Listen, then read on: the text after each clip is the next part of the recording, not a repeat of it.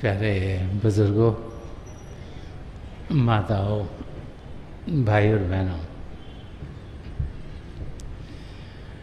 हम सब जब भी प्रभु के नाम में इकट्ठे होते हैं तो हम सब की यही कोशिश होती है कि हम अच्छी चीज़ें जानें, अच्छी चीज़ें पहचानें, अपनी ज़िंदगी बेहतर करें।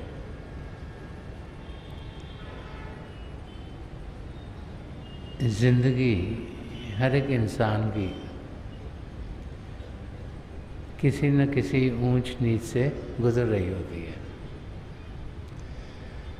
और हम सब की यही कोशिश होती है कि हम खुशी से जिएं, हलचल हमारी ज़िंदगी में कम हो, हम अपना समय अपने नज़दीकियों के साथ या जिनके साथ भी गुजारते हैं, चाहे वो घर में हो, चाहे जहाँ हम काम करते हैं वहाँ हो, या जहाँ हम रहते हैं उस नेबरहुड में हो, हमारे दोस्तों मित्रों के साथ हो, कि हमारा समय उन सब के साथ आराम से गुजरे। ऐसे चाहते हुए भी बहुत सी बार ऐसा हम सब की ज़िंदगी में होता नहीं है। कुछ छोटी सी चीज़ ऐसी हो जाती है जिससे कि हलचल, चाहे घर में हो, चाहे दोस्तों के साथ हो, चाहे रिश्तेदारों के साथ हो, चाहे ऑफिस में, दफ्तर में किसी के साथ हो, चाहे नेबरहुड में हो, कुछ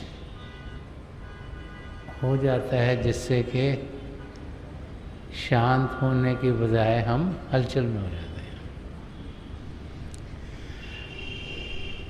हम कोशिश करते हैं कि हलचल ना हो, लेकिन हमारी कोशिशें कामयाब नहीं होती। तो जब कोशिशें हमारी कामयाब नहीं होती और ज़िंदगी हमारी हलचल हलचल हलचल से घिरी रहती है तो इंसान क्या करे? तब प्रभु की याद हम सबको आती है,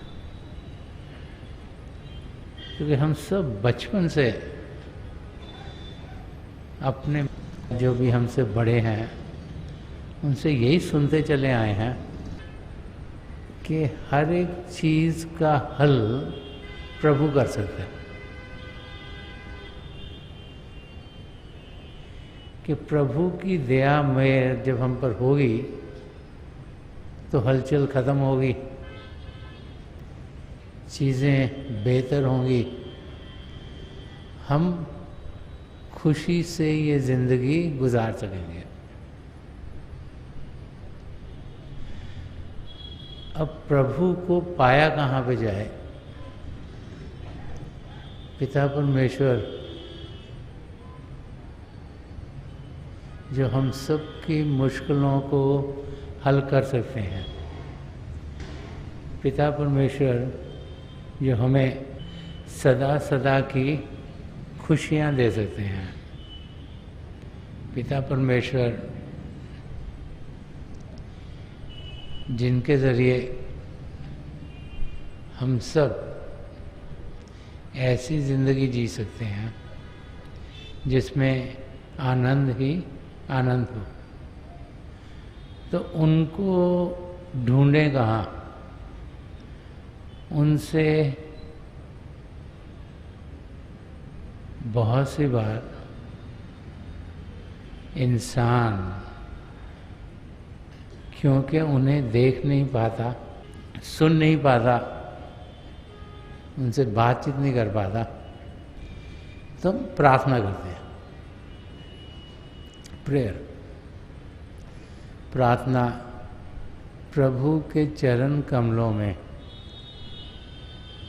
कोई इंसान आंखें बंद करके प्रार्थना करता है, हे प्रभु मेरे लिए ये चीज़ ठीक हो जाए।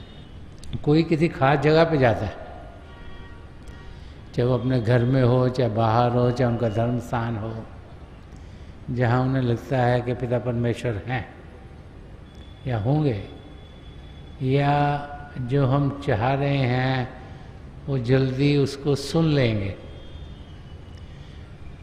तो अलग अलग जगह जाकर इंसान प्रार्थना करता है। बहुत सी बार जब हम बच्चे होते हैं तो हम प्रार्थना लिख भी देते हैं कि बच्चों को समझाया जाता है कि तुमने अगर प्रभु से कुछ मांगना है, तुम्हें चाहिए, तो आप एक चिट्ठी लिख दो, एक लेटर लिख दो, वो प्रभु को मिल जाएगी। तो तरह तरह के तरीके हम इंसानों ने प्रभु को अपने हाल को बताने के लिए, समझाने के लिए बनाए हुए हैं। अब कई बार तो हमारी प्रार्थना जो हम चाहते हैं वो लगता है कि हमारी ज़िंदगी में हो गई, और कई बार हम प्रार्थना करते हैं और हमें लगता है कि प्रभु को हमारी प्रार्थना सुनाई नहीं दी गई। तब हम सोचते हैं कि प्रभु शायद बहुत बिजी हैं, बहुत से उनको काम है, इतने बिलियंस ऑफ लोग हैं, सब प्रार्थनाएं धड़ाधड़ भेजी जा रहे हैं, तो वो भी कितनों की सुनेंगे।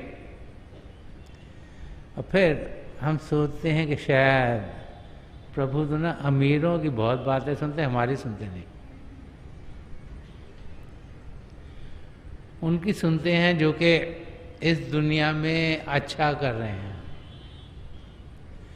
प्रभु शायद उनकी सुनते हैं जो बहुत अक्लमंद हैं, जो बहुत अच्छे अच्छे ओहदों पर बैठे हैं, क्योंकि हमें लगता है कि उन लोगों को शायद कोई तकलीफ़ नहीं, हमें बहुत तकलीफ़ें हैं।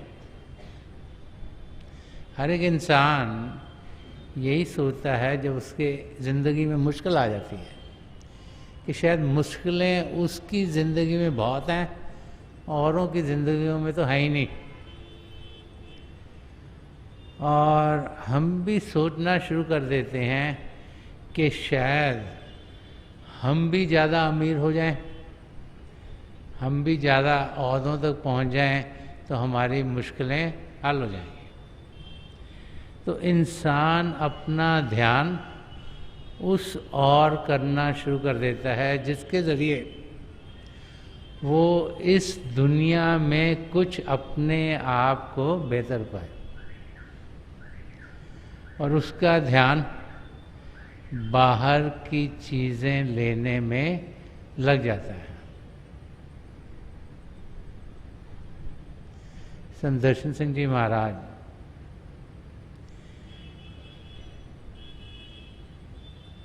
जो जिंदगी को हर एक तरीके से जानते थे, जिंदगी क्या है, कहाँ से हम आए, क्या यहाँ करने के लिए आए हैं, क्या करते हैं, क्या हमें करना चाहिए, इसकी जानकारी उनको पूरी पूरी थी। तो उन्होंने अपने लफ्ज़ों में हमें समझाया है कि वो इंसान जिनका ध्यान दुनिया की ओर होता है,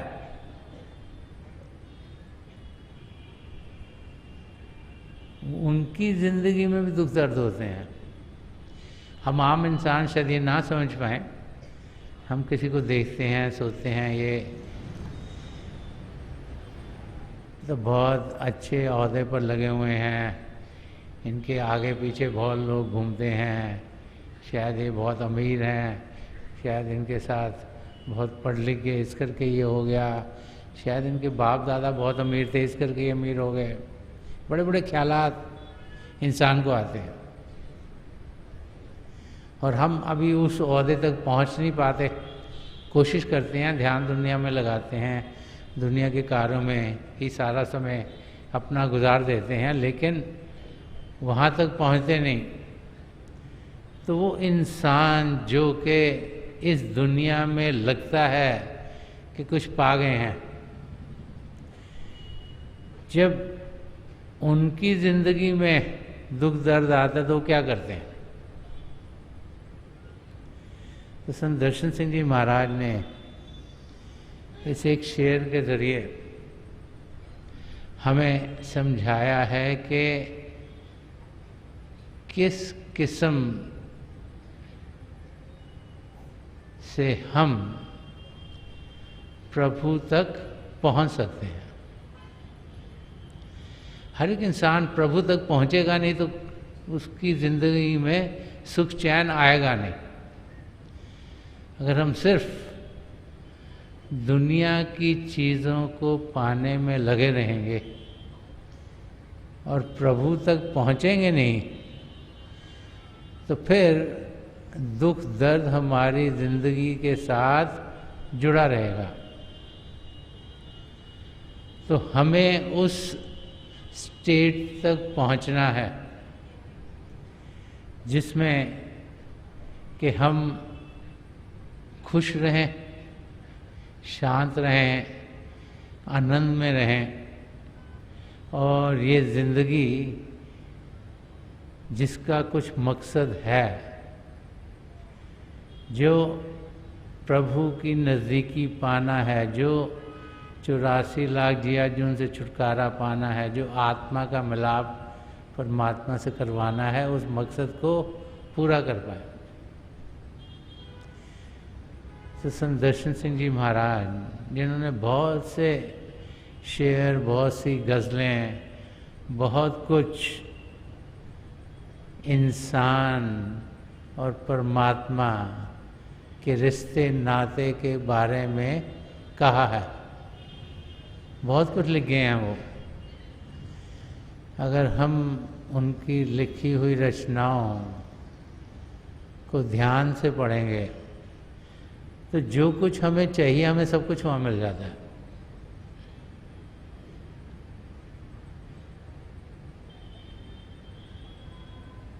वो समझा गए हैं कि हम कैसे अपनी ज़िंदगी को बेहतर कर सकते हैं, किस किस्म की ज़िंदगी हमें जीनी चाहिए। और जब हम उनके बताए हुए रास्ते पर कदम बढ़ाएंगे तो हम देखेंगे कि हम अपनी मंजिल तक ज़रूर पहुंचेंगे। तो संत दर्शन सिंह जी महाराज इस शेर के ज़रिए समझा रहे हैं, फरमा रहे हैं कि लिबासे फ़क्र में हमको जो खाक सार मिले। लिबासे फ़क्र होता है एक संत महापुरुष का वेश, एक साधु, एक संत कि लिबासे फ़क्र में हमको जो खाकसार मिले। खाकसार का मतलब होता है जो नम्रता से भरपूर हो। एक पेड़ जिस पे फल लगता है वो झुकना शुरू हो जाता है। एक नम्रता से भरपूर जीव, संत महापुरुष वो होते हैं जो नम्रता से भरपूर होते हैं।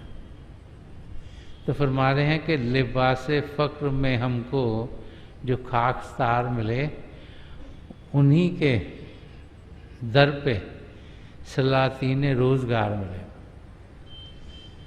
तो कहते हैं जो ऐसे संत महापुरुष हैं जो नम्रता से भरपूर हैं, तो उन्हीं के दर पे, उनके अंग संग सलातीने रोज़गार मिले।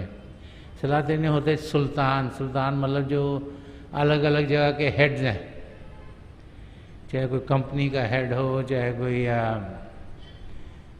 किसी बड़े परिवार का हेड हो, चाहे कोई बड़े ओहदे पर हो, चाहे कोई राजा महाराजा हो, जिनको हम सोचते हैं कि ये तो बड़ा अच्छा कर रहे हैं, जिनको हम सोचते हैं कि इनको तो कोई तकलीफ ही नहीं है, सोचते हैं इनके कहे अनुसार सब कुछ होता है, तो फरमाया कि उन्हीं के दर पे सलातीन रोज़गार मिले, कि उन्हीं के दर पर उनके अंग संग हम जाते हैं तो वो लोग जिन्हें हम सोचते हैं कि इनकी ज़िंदगी तो बहुत अच्छी है, हम देखते हैं कि वो किसी पूर्ण महापुरुष जो नम्रता से भरपूर हों उनके दर पर जाते हैं। किस लिए जाते हैं? सदा सदा की खुशियाँ पाने के लिए, सदा सदा का आनंद पाने के लिए, ताकि उनकी अपनी ज़िंदगी बेहतर हो पाए। तो संत दर्शन सिंह जी महाराज इस शेर के ज़रिए हमें क्या समझा रहे हैं कि हम जो प्रभु को ढूंढ रहे हैं, हम जो पिता परमेश्वर को पाने की कोशिश कर रहे हैं, हम जिनकी यही कोशिश होती है कि हम बेहतर हों, ठीक ठाक हों, अपनी ज़िंदगी प्रेम से गुजारें, हम किसी पूर्ण महापुरुष के चरण कमलों में पहुँचें, उनके ज़रिए ही हम प्रभु तक पहुँच पाएंगे, उनके ज़रिए हमें वो देने मिलेंगी जिनसे कि हमारी ज़िंदगी सफल होगी, हम अपने मकसद की ओर तेज़ी से बढ़ पाएंगे। हमारे कर्म जो कि हम सबके साथ जुड़े हुए हैं, जो 3 किस्म के कर्म हैं, वो जब तक पूरी तरीके से हटेंगे नहीं तब तक हम अपनी मंजिल तक पहुंच नहीं पाएंगे। तो जब हम एक पूर्ण महापुरुष के शरण में पहुंचते तो होता क्या है? पहले तो हम पहुंचते हैं, सत्संगों को सुनते हैं, सत्संगों के ज़रिए हमें ज़िंदगी क्या है उसकी समझ आने शुरू होती है, हमारी समझ सही होनी शुरू होती है, हमें ये समझ में आना शुरू होता है कि शरीर ही सब कुछ नहीं है। ज़्यादातर तो इंसान यही समझता है कि शरीर ही सब कुछ है, लेकिन जब हम सत्संग में आते हैं तो बार बार हमें समझाया जाता है कि शरीर को ताकत देने वाली एक शक्ति है, जिसे आत्मा कहा गया, सोल कहा गया, रूह कहा गया, कि वही हमारा असली रूप है। ये शरीर तो चंद दिनों के बाद चला जाएगा, इसको हम सजाते रहते हैं, ठीक रखते रहते हैं, कोशिश करते हैं कोई भी दुख दर्द ना हो, इसको खाना खिलाने के लिए काम करते हैं, तो सारा समय हम जो शरीर को ठीक करने में लगाते हैं उसकी जगह हम समय आत्मा को ठीक रखने में लगाएं, कि शरीर तो चंद दिनों के बाद छोड़ देगा, आत्मा सदा सदा के लिए हमारी अपनी है। अगर समझ सही हो गई कि ये शरीर मिला है, बचपन पे मिला है, बड़े होंगे, तंदुरुस्त होंगे, जैसे जैसे समझ लीजिएगा ये डिटोरेट करेगा। अगर आप कार खरीदने जाते हैं तो जिस दिन कार खरीदते सारी चीज़ उसमें नई होती है, चमक रही होती है, फर्स्ट क्लास होती है। 1 साल 2 साल जाता है, 4 साल होते हैं, 8 साल, 10 साल, 15, 20 साल के बाद लगता है ये तो खराब हुई, छोड़ो इसको, बदलो। वही हालत इस शरीर की है। 50, 60, 80, 100 साल में लगता है काम ही नहीं कर रहा, खड़े भी नहीं हो सकते, बैठ भी नहीं सकते, दिखता भी थोड़ा कम है, सुनता भी कम है, तो क्या मज़ा ही नहीं आ रहा जीने का, छोड़ो छोड़ो, गया, रह के गया आत्मा। तो उस आत्मा की पहले समझ सत्संग में आके होती है कि वो ज़्यादा ज़रूरी है, उसके लिए कुछ करें।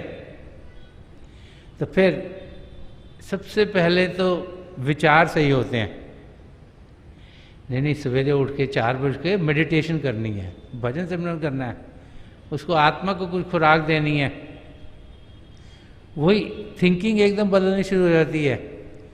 जब ख्यालात बदलेंगे, विचार बदलेंगे, तो एकदम बोल भी, बातें भी फिर वैसे होंगी। नहीं, सत्संग में जाना ज़रूरी है, डायरी रखनी ज़रूरी है, और अपने अंदर सद्गुण डालने ज़रूरी हैं। और फिर एक्शंस, चीज़ें भी हम वैसे करते हैं, बातचीत भी लोगों से प्यार से करेंगे, मददगार भी होंगे सबके, ट्रूथफुली भी ज़िंदगी जिएंगे, और कोशिश करेंगे कि ध्यान प्रभु की ओर करें दुनिया से हटाकर।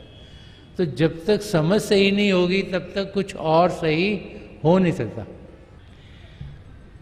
संदर्शन सिंह जी महाराज, जिन्होंने बहुत कुछ महापुरुषों की ज़िंदगी के बारे में लिखा है, भगवान महावीर के बारे में, महात्मा बुद्ध के बारे में, गुरु नानक देव जी महाराज के बारे में, सबकी ज़िंदगी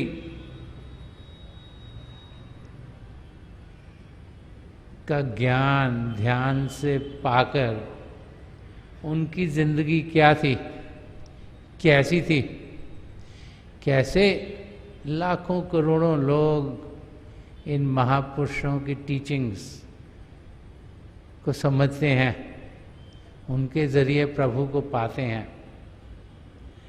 तो उनके टीचिंग्स क्या थी, उनका जिस संदर्शन सिंह जी महाराज ने हर एक की ज़िंदगी पे एक एक लंबी लंबी पोएम लिखी हुई है। तो महात्मा बुद्ध की ज़िंदगी के बारे में फरमाते हैं कि एक एक जर्रे के सीने में धड़कता है दिल। जो महात्मा बुद्ध की टीचिंग, उनको कंपैशन की टीचिंग बोलते हैं, करुणा,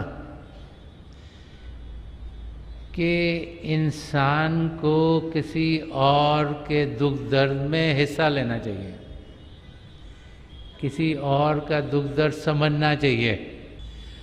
तो फरमा रहे हैं कि एक एक जर्रे के सीने में धड़कता है दिल। तरह के हर एक चीज में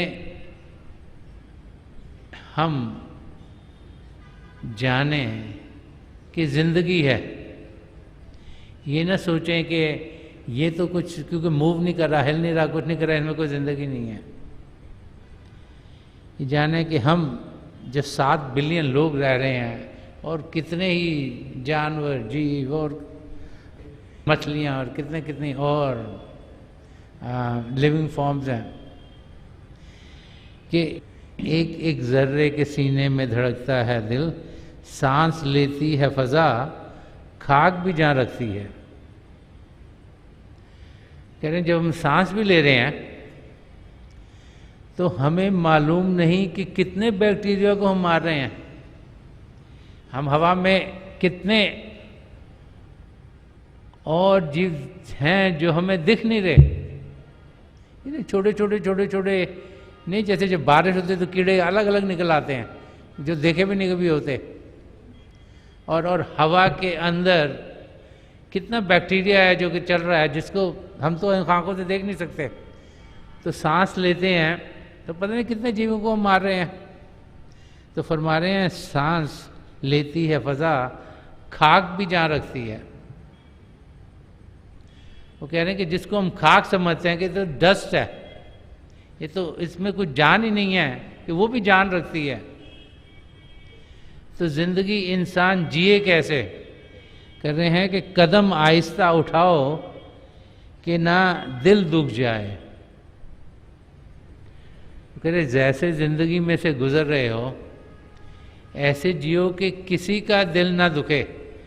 सिर्फ इंसानों का नहीं, जानवरों का नहीं, मछलियों का नहीं, और भी बहुत सी चीज़ें हैं जैसे बैक्टीरिया है और ये है और वो है, कि ज़िंदगी ऐसे जियो जिसमें के दुख दर्द किसी को ना हो, ज़िंदगी ऐसी जियो जिसमें कि किसी की मदद हो, ज़िंदगी ऐसी जियो जिसमें कि प्रेम ही प्रेम आपकी ज़िंदगी की बुनियाद हो। क्योंकि जहाँ पे प्रेम होगा वहाँ पे ना तो हिंसा होगी और ना ही कोई तकलीफ होगी। जहाँ पर सच्चा प्रेम होगा वहाँ पर सुख, चैन और शांति होगी। तो फरमा रहे हैं कि कदम आहिस्ता उठाओ कि ना दिल दुख जाए, सांस आहिस्ता से खींचो कि ना पहुँचे कोई ठेस। कह रहे हैं सांस भी ले रहे हो तो आहिस्ते आहिस्ते लो। पता नहीं कितने बैक्टीरिया हैं, शायद तेज़ी से लोगे तो उनको तकलीफ़ हो जाए। वो शायद आपने तेज़ी से हवा को खींचा तो शायद वो सहन ना कर पाएँ। तो हम जैसे भी जिए आराम से जिए। ज़्यादा तकलीफ़ें ज़िंदगी में क्यों होती हैं कि इंसान बहुत तेज़ी में होता है। इंसान तेज़ी में क्यों होता है? उसको लगता है मैंने ये भी करना है, ये भी करना है, ये भी करना है, ये भी करना है। और तकलीफ़ क्या है? समय की। अगर घड़ियां ना हो तो शांति ज़िंदगी में ज़्यादा होगी। क्योंकि टाइम है, हमने सवेरे 8 बजे स्कूल में जाना है, 10 बजे ये अपॉइंटमेंट है, 12 बजे हमने लंच करना है, 2 बजे हमने किसी और को मिलना है, 4 बजे पकौड़े खाने हैं, 7 बजे पता नहीं कुछ और कहीं पर डिनर है, 9 बजे किसी और को मिलना है, 8-10 बजे का ये शो देखना है टीवी पर। टेंशन टेंशन टेंशन टाइम करके। अगर टाइम नहीं होगा तो आप शांति से जियोगे। जो हो गया, जो करना है, जो इम्पोर्टेंट है वो तो करें, बाकी नहीं हुआ तो क्या फ़र्क पड़ता है? कुछ। अगर आप ध्यान से देखो तो कुछ फ़र्क नहीं पड़ता किसी चीज़ का। फ़र्क क्या पड़ता है कि रूह, आत्मा की तरक्की हुई कि नहीं हुई, उसको कुछ खुराक मिली कि नहीं मिली, वो तंदुरुस्त हुई कि नहीं हुई, कि वो सिकड़ी हुई है। अगर आत्मा तंदुरुस्त हो गई बाकी सब चीज़ें अपने आप ठीक हो जाएंगी। संत कृपाल सिंह जी महाराज बहुत बार इस सत्संग में फरमाते थे कि on spiritual health depends the health of the body and the mind. कि हम ऐसी जिंदगी जिए जिसमें कि हम जाने कि हमारी आत्मा तंदुरुस्त हो रही है। ध्यान शरीर की ओर नहीं, आत्मा की ओर करें। जिंदगी वो जिए जिसमें कि दुनिया की चीज़ों की बजाय ध्यान प्रभु की ओर करें। हम लोग भी प्रभु को ढूंढने के लिए दुनिया में कहाँ कहाँ नहीं भागते। सोचते हैं ये जगह बहुत बेहतर है जी, यहाँ पर जाके जाएं, वो जगह बहुत बेहतर है उधर जाएं, वो जगह बहुत बेहतर उधर जाएं। ये भूल जाते हैं कि पिता परमेश्वर हम सबके भीतर हैं और प्रभु को भीतर पाने के लिए हम शांत अवस्था में बैठते हैं, हम भजन सिमरन करते हैं और अभ्यास करते हैं। अपना ध्यान बाहर की दुनिया से हटाकर अंदर की ओर करना, वही अभ्यास करना है। हमारा ध्यान जो हमारी आत्मा का बाहरी रूप है वो बाहर की दुनिया में इंद्रियों के जरिए जा रहा है। इन आँखों के जरिए हम बाहर की चीज़ें देखते हैं, जो खूबसूरत लगती है उस ओर ही चल जाते हैं। कानों से जो सुनने में अच्छा लगता है ध्यान उस ओर ही देते हैं। जो चखने में अच्छा लगता है वही ज़्यादा खाते हैं, जो सूंघने में अच्छा लगता है उसको ही नज़दीक लाते हैं। और फिर स्पर्श की इंद्रिय है, जो टच करने में अच्छा लगता है इस और इंसान खिंचा चल जाता है। तो इन पांचों इंद्रियों के जरिए हमारा ध्यान जो हमारी आत्मा का बाहरी रूप है बाहर की दुनिया में जा रहा है। सबने अंदर की ओर खींचना, अंतर्मुख होना है। उसी को मेडिटेशन कहते हैं, उसी को भजन सिमरन करना कहते हैं, उसको अभ्यास करते हैं। और शांत होने के लिए पहले शरीर को शांत करना और फिर मन को शांत करना है। तो शरीर को शांत करना आसान है, ऐसी जगह ढूंढें जहाँ शोरगुल नहीं हो रहा, आंखें बंद करें, तो पांचों इंद्रियां आसानी से अंदर को खिंच जाती हैं। जैसे ही आंखें बंद करते हैं कोई ना कोई विचार आ जाता है, तो महापुरुषों ने समझाया कि विचार मन से आते हैं, तो हम मन को प्रभु की ओर करें। हम प्रभु को जानना चाहते हैं, उनकी नज़दीकी पाते हैं, तो मन ही मन प्रभु के नाम का जाप करते हैं। तो जो मन ही मन प्रभु के नाम का जाप करेंगे तो मन में ताकत नहीं रहती कि वो विचार भेज सके।